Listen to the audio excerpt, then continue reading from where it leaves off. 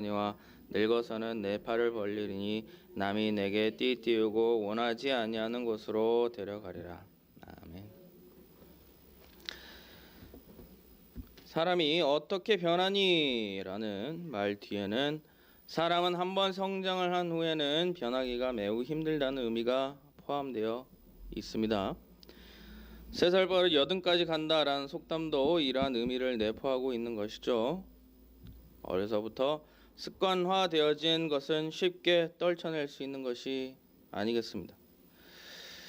여기 이 자리에 있는 우리들도 아무리 노력해도 고칠 수 없는 버릇 하나 정도는 다 가지고 계실 것이라 생각됩니다. 저 같은 경우는 어려서부터 시력이 좋지 않아 안경을 썼었기 때문에 눈에 힘을 주고 보고 그래야만 했습니다. 자라면서 이 습관이 굳어가자 안경을 쓰지 않게 된 지금에도 눈에 힘을 주고 있게 된 것이죠. 그래서 다들 저만 보면 인상을 쓰고 있는 것 같다, 화가 나 있는 것 같다 오해들을 하시는데 화가 나 있는 것은 아닙니다. 믿어주세요. 네. 설령 제가 화가 나 있다 하더라도 여러분들이 굳이 잘못한 게 없으시다면 걱정을 하실 필요는 없을 것 같은데 그런가요? 저는 아무리 노력을 해봐도 눈에 힘이 들어가는 건 어쩔 수가 없더라고요. 유전 때문에 그런 것인지 잘 모르겠지만 눈이 작아서 그런 듯하여 어느 의사의 말에 홀려 눈을 크게 하는 안검하수 시술을 진행했었는데 인상이 좋아지기는커녕 더 커진 눈이 힘을 주고 있으니까 더 화가 난 듯한 인상이 되어 오히려 악효과가 나게 된 것 같습니다. 요즘 신조어 중에 성형수술과 같은 의술의 발달에 감탄하는 말로 은느님이라고 하는데 역시 은느님은 잘못된 신이고 오직 우리 아버지 하나님만이 참된 유일한 하나님이십니다. 네, 공감하시는 걸 보니 어디 가서 시술을 받으셨나 봅니다. 제 인상이 구제될 수 있다면 이제 그 방법은 오직 하나님뿐일 것 같습니다. 어찌됐든 간에 다시 본론으로 돌아와서 사람이 변한다는 것은 이처럼 매우 어려운 일이라는 것이죠. 사람은 자신이 자란 환경과 경험에 기반한 여러 가지 자극으로 인해 자신의 성격과 성향을 형성해 갑니다. 자기 자신의 존재를 인식하고 정의하는 것이 어려서부터 경험한 것을 기반으로 이루어진다는 것이죠. 자기 인생 경험의 기억을 머릿속에 가지고 있음으로 인해 자신의 인격, 즉 남들과 다른 고유한 존재가 된다는 말입니다. 그래서 치매와 같은 질병을 앓는 게 무서운 일인 것입니다. 자기 주변과 심지어는 자기 자신에 대한 기억을 잃으면 자기가 여태 쌓아왔던 자기의 존재는 한순간에 없어지는 것입니다. 치매와 같은 질병은 단순히 기억만을 잃는다는 것이 아니라고도 합니다. 기억 상실증이나 치매 환자들의 성격이나 인격 그 자체가 변하는 경우도 있다고 하니 사람이 얼마나 자신의 경험과 기억에 의존하는지 알 수가 있는 대목이 되겠습니다. 이러한 자신의 인지에 대한 강한 의존성 때문에 사람은 그렇게 변하기가 어려운 것이죠. 그래서 세대 간의 대화가 그렇게 힘든 것입니다.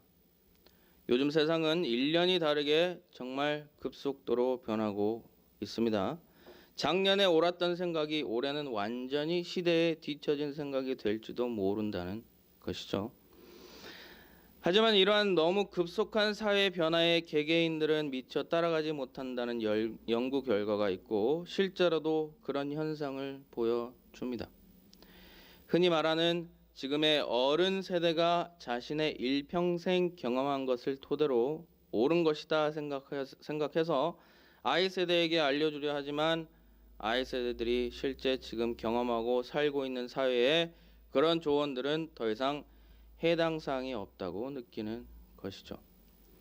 서로가 옳다고만 주장하는 것이 문제의 한 가지 원인이기도 하지만 그 근본적인 배경엔 사람은 자기가 경험한 것을 토대로만 생각할 수 있다는 한계점이 있기 때문에 그런 것입니다. 하지만 이러한 인간의 한계점을 뛰어넘어 인간을 변화시키는 것이 바로 예수님의 보혈이고 하나님의 능력입니다. 하나님을 부인하던 무신론자가 예수님을 믿고 십자가를 고백하는 것, 예수님의 보혈로 인한 변화입니다. 동네를 주먹으로 제패하던 깡패가 지역에 가장 많은 교회를 설립하는 목사가 되는 것, 예수님의 보혈로 인한 변화입니다. 방황하던 자녀가 악의 고리를 끊고 부모님께 효도하며 사는 것, 예수님의 보혈로 인한 변화입니다. 술에 취해 밤마다 아내와 자녀들을 때리던 남편이 방탕한 생활을 떠나 주님의 아들로 사는 것, 예수님의 보혈로 인한 변화의 기적이 일어난 것입니다. 죽었다가 깨어나도 변화하지 않을 것 같던 사람도 깨어지고 하나님 앞으로 나아오는 것, 하나님의 능력과 예수님의 보혈로 인한 기적이라는 것입니다. 오늘 이러한 변화를 경험한 사람이 있습니다. 바로 베드로인 것이죠. 오늘 본문에서 베드로가 예수님에 대한 사랑을 3번 고백하는 것을 보고 많은 사람들은 베드로가 예수님을 3번 부인한 것에 대한 변화다라고 생각을 합니다. 물론 그것도 틀린 것이 아닙니다. 하지만 오늘 본문에 숨어있는 베드로의 변화가 한 가지 더 있다는 사실이죠. 흔히 사람들은 베드로가 예수님을 처음 만난 곳이 바로 누가복음 5장에서 볼 수 있는 게네사렛 호수, 즉 갈릴리 바다라고 생각들을 합니다. 하지만 베드로는 이전 이미 예수님을 한번 만난 적이 있다고 생각하는 사람들이 있습니다. 바로 요한복음 1장 41절에서 볼 수 있는 내용이죠. 요한복음 1장에서 원래 세례 요한을 따르던 두 제자가 세례 요한이 예수님을 보고 하나님의 어린 양이로다 하는 말에 예수님을 따르게 되었습니다. 그런데 그중 한 명이 바로 베드로의 형제 안드레였던 것이죠. 이 안드레가 예수님을 만난 후 베드로에게 자신이 메시아를 찾게 되었다며 데리고 예수님께로 가게 됩니다. 여기서 예수님께서는 원래 시몬이었던 베드로에게 베드로라는 이름을 주십니다. 하지만 요한복음서에서 이 만남 이후 바로 베드로가 예수님을 따라갔다는 말이 없는 것으로 볼 때 누가복음 5장의 사건이 요한복음 1장보다 나중에 일어난 일이라고 생각해 볼 수 있는 것이죠. 요한복음 1장에서 예수님을 처음 만나 베드로라는 이름을 받았음에도 베드로는 아직 충분한 마음의 변화가 없었던 것 같습니다. 어쩌면 오히려 요한복음 1장에서 예수님을 이미 한번 만나고 베드로라는 이름을 받았기에 누가복음 5장에서 예수님의 기적을 보았을 때 바로 모든 것을 버려두고 예수님을 따를 수 있었는지도 모르겠습니다. 어찌되었든 우리가 오늘 더 중요하게 봐야 되는 사건은 누가복음 5장의 일들이기에 일단 누가복음 5장에서 일어난 일들을 한번 살펴보도록 하겠습니다. 누가복음 5장의 시기는 이미 예수님에게 많은 무리가 따라다닐 때였습니다. 갈릴리 바닷가에서 예수님이 무리를 가르치시려는데 사람들이 너무 많아 마침 베드로의 배가 바닷가에 있는 것을 보시고는 베드로의 배에 올라 육지에서 조금 떼고 선상에서 무리를 가르치셨죠. 예수님께서 배 위에서 가르치시기 전에 선주인 베드로는 아마 새벽 어업을 했던 것으로 보여집니다. 베드로를 포함한 어부들이 어업을 끝내고 그물을 씻고 있었던 것이죠. 예수님께서 말씀을 마치시고 나서 베드로에게 깊은 데로 가서 그물을 한번 내려보라고 하십니다. 워낙 유명한 일화라 베드로가 예수님의 이 말에 어떻게 했는지는 여러분들도 다 아실 것입니다. 예수님의 이 말에 바로 순종하여 깊은 곳에 그물을 내렸죠. 이 순종이 또 얼마나 힘든 일이었는지도 다들 아실 것입니다. 베드로와 어부들은 새벽 내내 일을 하며 힘든 상태였고 방금 막 그물을 다 씻어서 다음 어업을 위해 말려놓기만 하면 되는 그런 상황이었고 예수님은 목수이셨고 베드로가 베테랑 어부였으니 베드로가 더 전문가죠. 전문가가 밤새 실패했는데 어업에 대해 아무것도 모르신 것처럼 보이는 예수님의 말씀을 따를 이유가 없었습니다. 그리고 바다 사람들이 원래 우직하고 고집 있으신 분들입니다. 험한 바다를 터 삼아 힘들고 어려운 일을 하는 사람인데 자기의 기술에 엄청난 자부심이 있었을 것입니다. 취미로 낚시를 하시는 분들이 여기도 계실까 모르겠습니다만 취미로 낚시하시는 분들도 누가 훈수 두려고 하면 싫어하는데 업으로 물고기를 잡는 사람에게 아무것도 모르는 사람이 이래라 저래라 한다고 따른다는 것은 상상하기 힘든 일일 것입니다.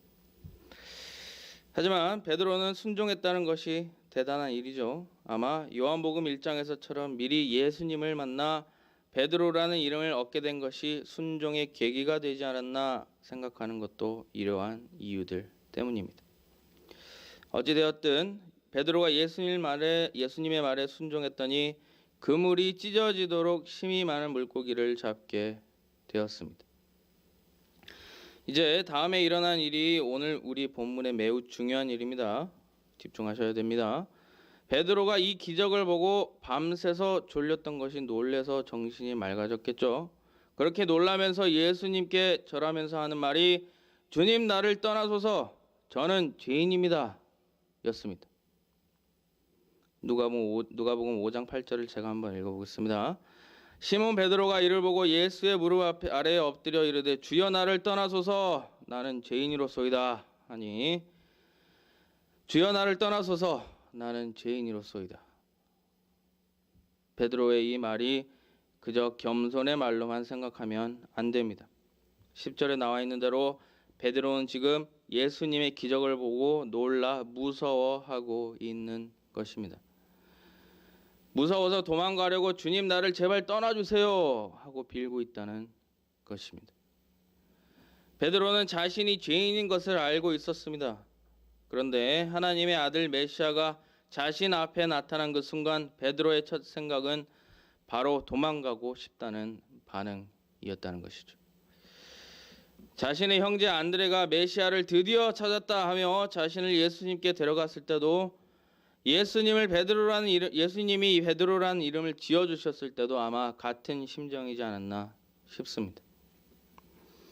변화되기 전 베드로는 자신을 구원해 주시려고 나타난 기적의 예수님 앞에서 예수님을 맞이하려기보다 도망갈 생각부터 했습니다. 예수님의 기적에 너무 놀라 일단 모든 것을 버리고 예수님을 따라가긴 했습니다만 예수님을 3년 동안 따라다니는 기간에도 베드로는 변화되지 못한 모습들을 많이 보였습니다. 물론 제자들 중 으뜸으로 여겨질 만한 인재였던 베드로여서 예수님처럼 물 위를 걸어보기도 했고 자신의 장모가 병에서 고침받는 기적을 보았고 야이로의 죽은 딸을 살리신 것을 목격한 몇 안 되는 제자 중 한 명이었고 마찬가지로 변형산에서와 겟세마네 동산에서 예수님과 함께한 몇 안 되는 제자 중 한 명이기도 했습니다. 그뿐입니까? 예수님을 하나님의 아들이고 그리스도라고 고백한 제자도 바로 베드로였죠. 하지만 물 위를 걷다가 물에 빠져버린 것도 베드로였고 변형산과 예수님께서 제자들의 발을 씻겨주실 때와 심지어 예수님을 하나님의 아들이고 그리스도 되시는 분이라 고백한 직후에도 성급하고 엉뚱한 말을 해서 곤혹에 처하는 제자였습니다.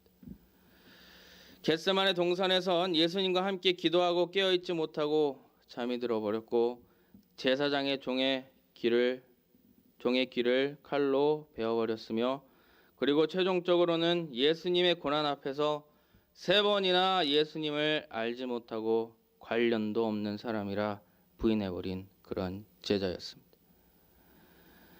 몇 번이나 자신을 찾아와 불러주신 예수님께서 십자가에 매달리셨음에도 근처에 가보지도 못하고 돌아가시는 모습도 보지 못하는 그런 제자였던 것입니다. 하지만 예수님의 보혈 이후 그는 다른 사람이 되었습니다. 드디어 부족한 모습이 많았던 베드로가 변화된 것입니다. 예수님이 부활하셨다는 것만 알고 있던 베드로는 다시 본업으로 돌아가 어업을 하고 있던 것이 오늘의 본문의 시작입니다. 본문 2절에서 3절까지 읽어보겠습니다.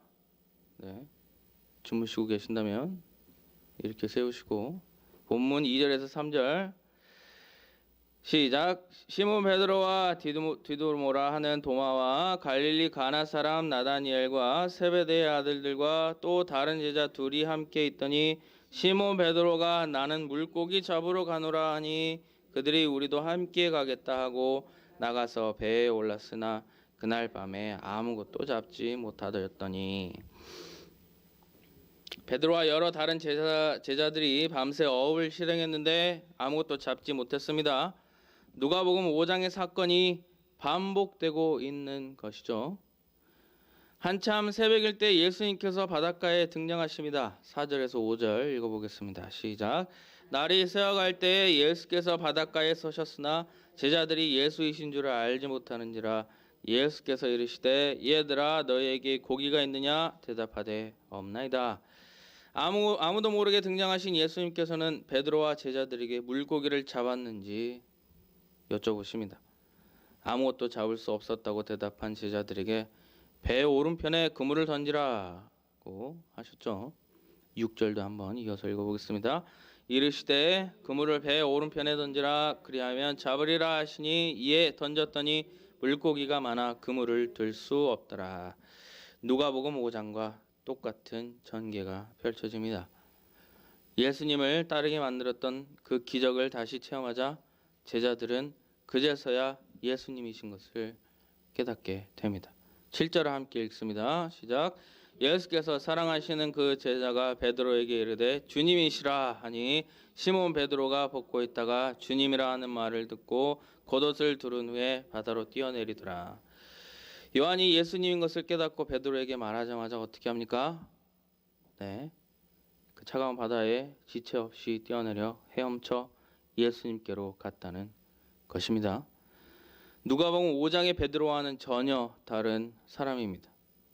죄인 베드로는 구원자 예수님이 두려워 피하려고만 했는데 예수님의 보혈로 인해 변화된 베드로는 지체하지 않고 담대히 예수님께 달려나갔다는 것입니다. 오늘 본문의 순간과 누가복음 5장에서 볼 수 있었던 베드로의 반응은 말 그대로 극명합니다. 베드로가 이렇게까지 정반대의 반응을 할 수 있게 된 변화의 원천이 무엇이냐? 그리고 우리도 또한 예수님의 구원하심과 복음 앞에서 두려움에 떨며 복음을 멀리하던 옛 모습을 떠나 복음을 기쁘게 맞이하며 우리의 죄악된 모습을 떨쳐버리고 예수님께로 달려나갈 수 있게 되는 변화의 원천이 무엇이냐? 바로 예수님의 십자가 보혈과 사랑 되겠습니다. 예수님의 십자가 보혈로 우리의 죄는 사해졌습니다. 비로소 우리가 예수님 앞으로 나아갈 수 있는 자격이 생긴 것이죠. 하지만 실제로 우리가 예수님께로 나아가는 발걸음을 띄우게 만드는 것은 우리를 향한 예수님의 사랑입니다. 우리를 향한 예수님의 사랑이 우리 마음에 예수님과 하나님에 대한 사랑을 싹트게 하고 이로 인해 우리가 예수님을 사랑하는 마음으로 예수님과 하나님께 나아갈 수 있게 되는 것이죠. 예수님과 함께했던 3년의 시간 동안 안타깝게도 베드로의 마음엔 예수님에 대한 온전한 사랑이 아직 자리 잡지 못했던 것입니다. 머리로는 예수님의 기적을 보며 예수님의 지도에 따라갔지만 그의 제자됨이 시험대에 올랐을 땐 결국 예수님을 3번 부인하고 좌절하고 말았습니다.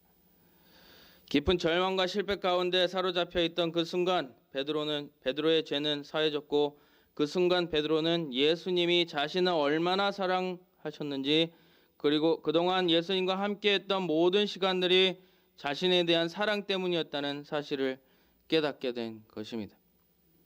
예수님의 그 크신 사랑을 깨닫고 나서야 베드로의 마음엔 예수님에 대한 온전한 사랑이 자리 잡을 수 있게 되었고 비로소 예수님께서 부활하신 후 다시 한번 갈릴리 바다에 자기를 찾으러 오셨을 땐 두려워 숨으려 하지 않고 바로 추운 바다도 맞이하지 않고 자신이 사랑하던 예수님께 달려나갔던 것입니다.